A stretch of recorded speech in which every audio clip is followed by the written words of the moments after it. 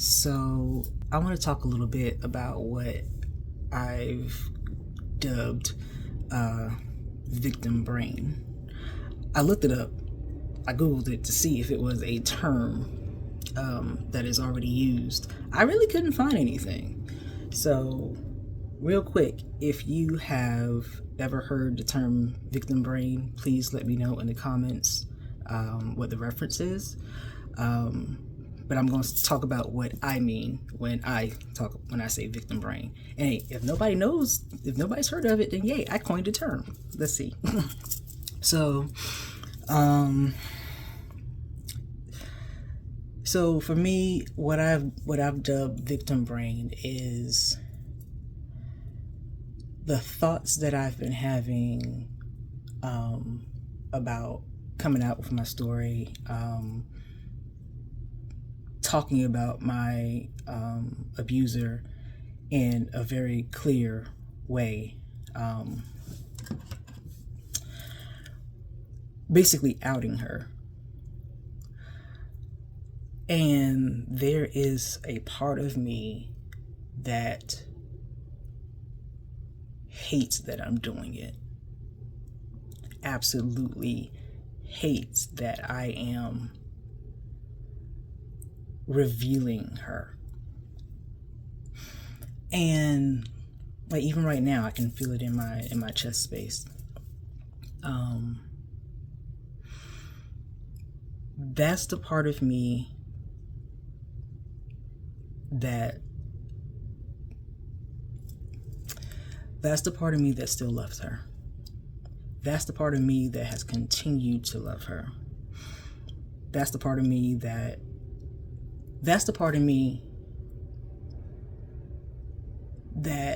is the 18-year-old who loved her. That's what it is.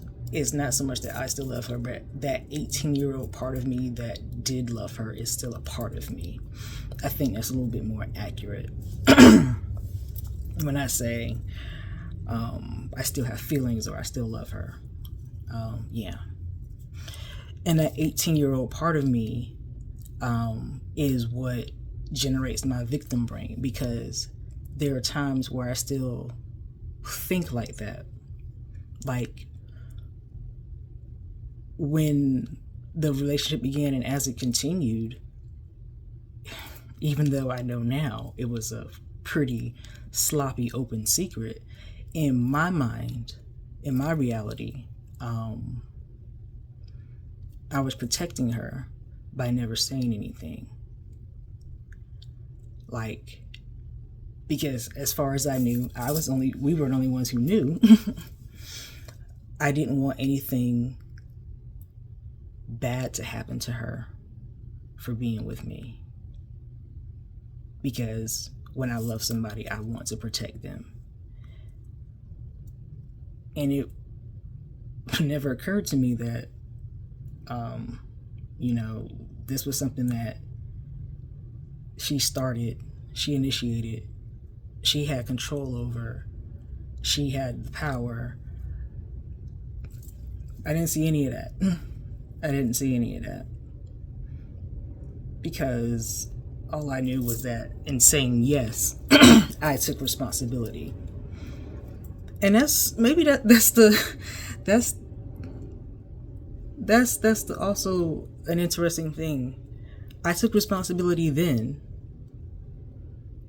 for her choices and actions because I took responsibility for my choices. That's weird. I don't know why it didn't occur to me that she should take because I didn't think she's did anything wrong. That's why. I was gonna say, why didn't it occur to me that she should take responsibility for her choices? But in my heart, in my mind, she didn't do anything wrong, and that's why. Yeah, she didn't do anything wrong. I did. I did not see any of that at the time. So anyway, going back, victim brain is when 18-year-old me, 18-year-old me is like, what are you doing? You're not supposed to do this. You're supposed to be quiet. You're supposed to keep this secret because You love her and you want to protect her. That is what victim brain is saying to me. But now I also see that I've been able to identify victim brain as I've been talking about victim brain. And that's why I'm recording these videos. Like, oh, I just need to talk through the thoughts. Sometimes with a counselor and sometimes just out loud. And hopefully that processing helps somebody else. But anyway, there are moments, a lot of moments actually. I think fewer than there used to be, because I'm still transitioning, but there are still moments where I'm like, what the fuck did I do? How could I do that to her?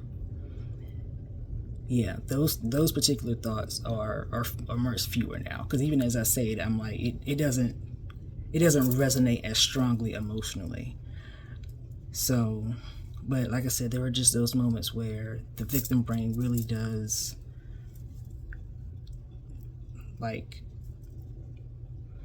make me question if I'm doing the right thing. And I'm clearly not doing the wrong thing, because the thing that would be wrong would be if I were lying. If I was trying to like attack her, or if I had any motive other than telling my story, then maybe I could say I'm doing something wrong. But telling my story as it happened to me, as I'm understanding it now, I'm not, that's the best thing I can do. And so if the best thing I can do for me is the worst thing I can do for her, then I win. Like, I choose me. Because to choose me is to choose my healing, is to console that part of me that will always love her, is to do a lot of things. I'm gonna have to sit with that. I want to list everything that it is to me, because that way when victim brain starts to speak, I can console her, me, with how this is benefiting me, us. And considering everything that was taken from me, the first time experiences that I could have had with somebody who did actually love me, then the petty part of me will say, well, perhaps now we're even.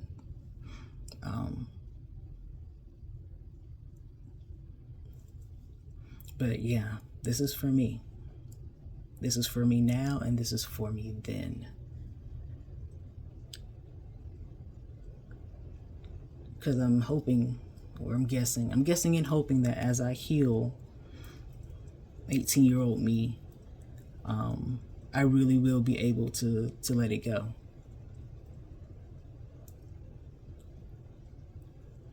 Yeah. So use this as encouragement to tell your story. If you're still feeling emotionally trapped,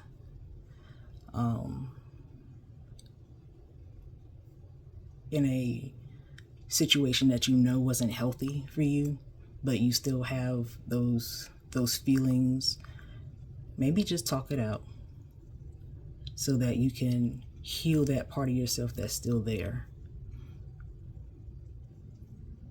and maybe be able to let it go. I don't know if you can hear that. My stomach's rumbling. I hope you didn't hear that, because it was very loud. Yeah. So to wrap up, going back to my original point, which was victim brain, Originally, I was defining it as the part of your brain, or the part of you that thinks about how you're wronging your abuser by speaking up. That's how I would define victim brain. And then the thing that I learned in talking about that is that what is beneficial is identifying your victim brain. Like, what part of you, what part of you is the part that still feels that, and focus on healing that part of you. Because this very much has been if this very much has felt like an inner child journey. Turning 40 really does do something. Like, the way I do birthday is like, so when my 40th birthday came, that's to celebrate, that's to close out the 40 years I have completed. I am now presently in year 41. So I have completed 40 years. I am in year 41. And it very much has felt like a rebirth this year. This calendar year and this birthday year, because I am releasing the parts of me that still are attached to people who mean me no good, and don't care, and perhaps never did. And I've also had a rebirth in my artistry, going back to the creative person I was in my childhood. Like, I was very, very creative and a voracious reader, and that was like my joy. And I'm getting to a place where my joy is my job. And it feels like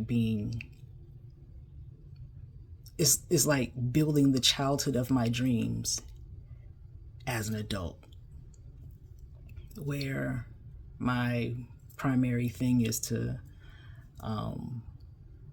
create art and